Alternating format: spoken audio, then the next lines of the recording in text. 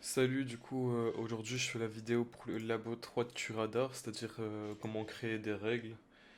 Donc pour faire une règle, on doit aller dans l'onglet infraction ou offense si vous avez Curadar en anglais, puis dans l'onglet rules ou règles, dans action, nouvelles règles d'événement.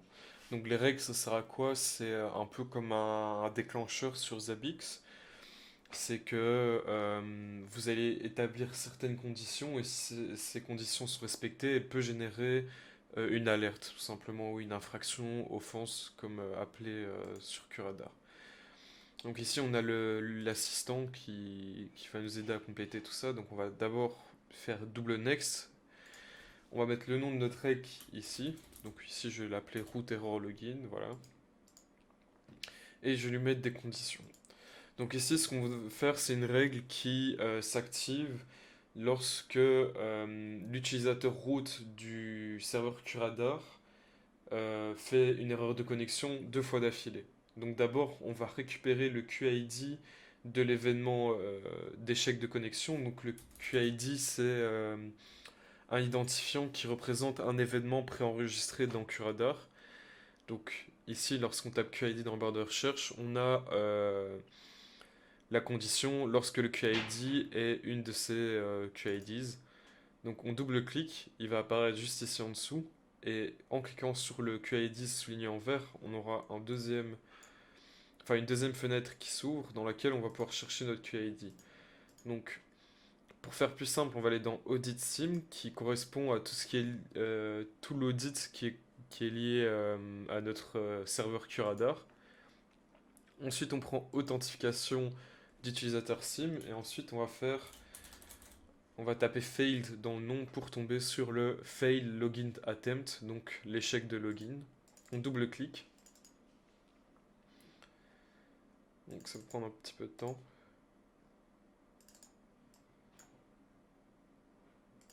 Ouais, donc je me suis foiré. Donc voilà. Une fois qu'on a sélectionné en bas, du coup, on rajoute une règle sur les propriétés. Donc on tape Properties et il faut chercher cette ligne-là. Donc lorsque cet event a été vu avec la même propriété d'événement pendant autant de temps. Donc on double-clique, ça va s'ajouter en dessous de notre QID. Donc la première vérification va se faire sur le QID et ensuite sur notre deuxième vérification.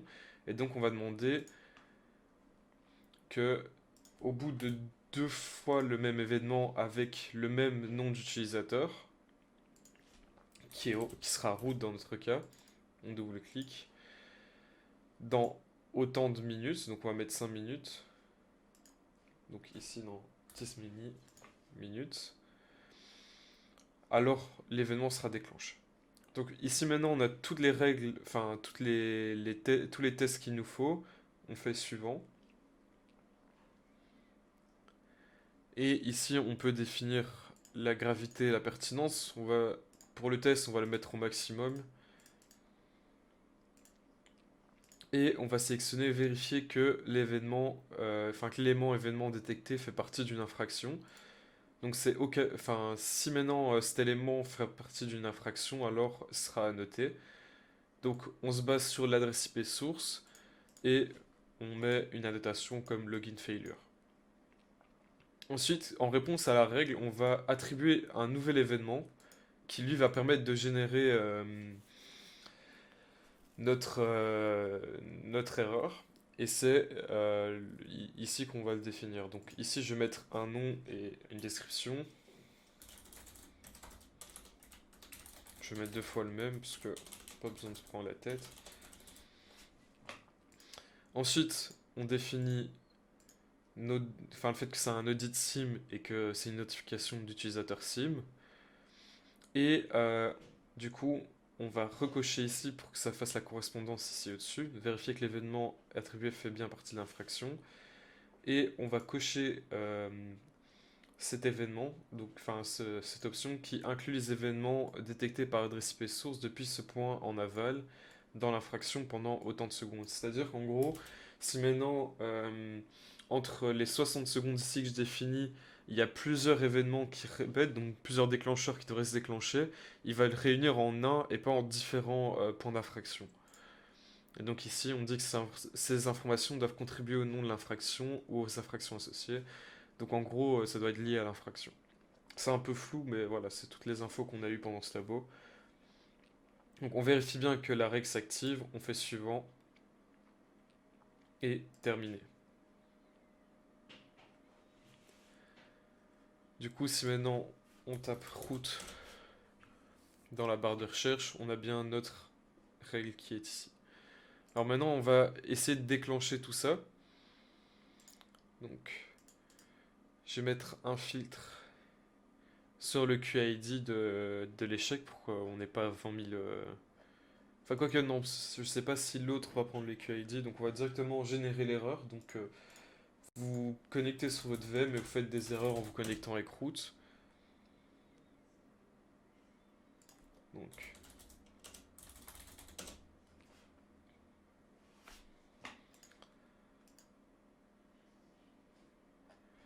si j'ai relancé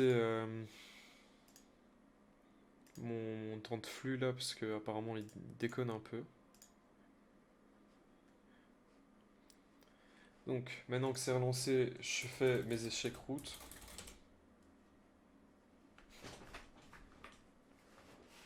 Donc ici on a un qui apparaît. Bon, le reste va se perdre, donc on va refaire une deuxième fois. De toute façon, une fois de trop, c'est pas si grave. Voilà, une deuxième fois. Voilà. Donc, ici, si on met sur pause, on a le fail login attempt deux fois. Et ensuite, on a ce petit icône qui apparaît. Et c'est l'infraction qui a été générée en fait. Donc, ici, on voit que l'infraction a été générée après les erreurs d'authentification. Donc, si maintenant je retourne en arrière, ici, voilà, nos deux fails ont bien été pris en compte. Donc, si maintenant on va dans infraction, toutes les infractions, on voit bien, voilà.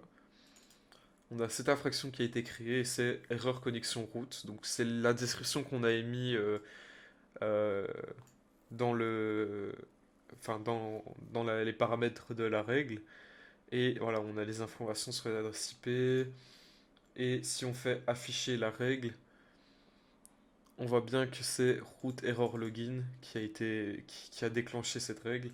Et donc, ici on voit bien c'est erreur connexion route, comme on l'avait prédit ici.